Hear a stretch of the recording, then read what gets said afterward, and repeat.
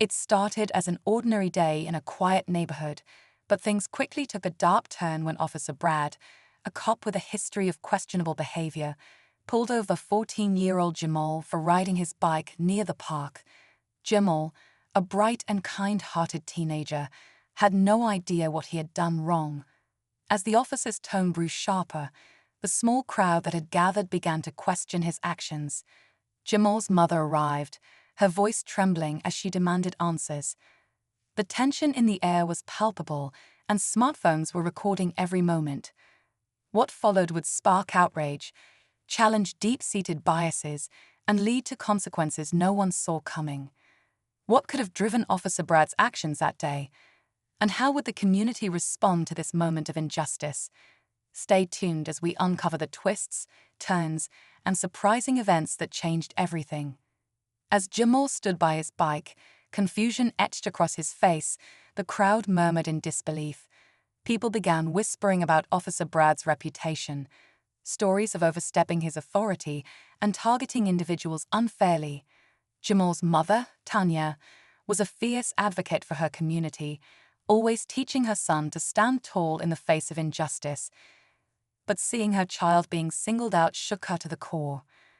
Officer Brad's stern expression gave little away, but his words stung. "You fit the description," he said coldly, refusing to elaborate further. Tanya demanded to know what description he was referring to, but the officer sidestepped her questions. Meanwhile, more neighbors emerged from their homes, phones raised, recording every word, every movement. Tanya's heart raced as she considered her next move. She wasn't. Jamal stayed silent, his hands gripping the handlebars of his bike as Tanya continued to challenge Officer Brad. The tension grew as neighbors stepped forward, some urging Tanya to stay calm, while others voiced their frustration at the officer's behavior. Among them was Mr. Harris, a retired school teacher who had lived in the neighborhood for decades. "This isn't right," he said, his voice steady but filled with anger. "Jamal is a good kid. Everyone here knows that." But Officer Brad wouldn't back down. His demeanor became more defensive, and he insisted he was just doing his job. Still, he refused to clarify what that job entailed. Meanwhile, Jamal's best friend Marcus, who had been watching from the edge of the crowd, stepped closer, his phone still recording. He whispered to Jamal, "We've got your back." Tanya's mind raced. She knew the situation was spiraling, but the question lingered.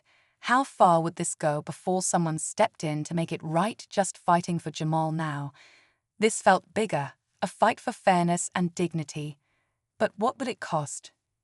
The crowd grew larger as word of the confrontation spread. Neighbors who barely knew each other stood shoulder to shoulder, united in disbelief at what was unfolding.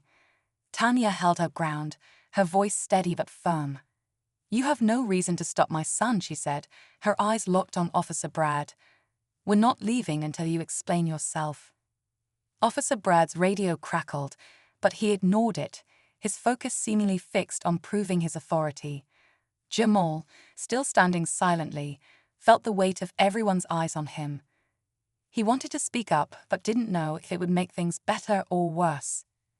Suddenly, another officer arrived on the scene, her expression calm but serious. She assessed the situation quickly, her gaze lingering on Brad before turning to Tanya. "What's going on here?" she asked, her tone even. The crowd fell silent, sensing that the newly arrived officer, Sergeant Rivera, stepped between Tanya and Officer Brad, her sharp eyes scanning the tension in the air. "Brad," she said firmly, "why was this boy stopped?" The question seemed simple, but the weight of it shifted the mood.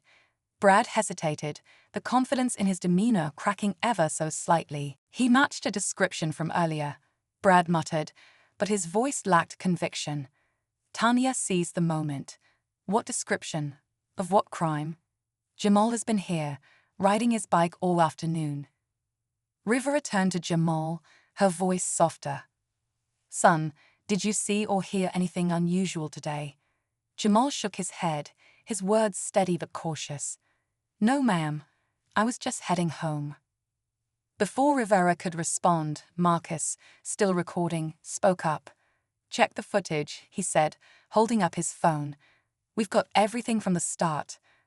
The crowd buzzed as Rivera's expression grew serious, sensing there was more to uncover than Brad had let on. Moment was reaching a boiling point. Sergeant Rivera took Marcus's phone and began reviewing the footage. The crowd fell silent, watching as she replayed the video of Officer Brad stopping Jamal without any clear explanation. Her face grew more serious with each passing second. "Brad," she said sharply, "this doesn't look good. You need to justify this stop now." Brad hesitated, beads of sweat forming on his forehead. I thought I saw her near the scene earlier," he stammered. But Rivera wasn't buying it. "Thought? That's not enough," she replied firmly. "You've overstepped." Then came the twist. A neighbor stepped forward, holding a different phone with footage from earlier in the day. It showed someone else, a man on a bike that looked vaguely similar to Jamal's, leaving the area where a minor theft had occurred. The resemblance was loose at best. Rivera turned back to Jamal. "You're free to go," she said, her tone apologetic. "I'm sorry this happened." The crowd cheered, but Tanya wasn't done. "And what about Brad?" she asked. Rivera nodded grimly. "There will be consequences." As Brad was escorted away, the community felt a small victory. But for Jamal and Tanya, the moment was bittersweet, a reminder of a system that still needed change. As the dust settled, Jamal and Tanya walked home together, the weight of the day still heavy on their shoulders. Neighbors approached them, offering words of support and promising to stay vigilant against injustices in their community. Marcus, still holding his phone, uploaded the footage to social media, where it quickly gained attention, sparking a broader conversation about accountability. Sergeant Rivera kept her word, ensuring that Officer Brad was placed under investigation for his actions. The neighborhood, once divided by quiet unease, came together stronger, united by the need to protect their own. Jamal, though shaken, found strength in the love and support around him. "You did nothing wrong," Tanya reminded him, holding his hand tightly. "And because of you, change is coming." In the end, the story wasn't just about one boy on a bike. It became a rallying cry for fairness, unity, and hope for a better future.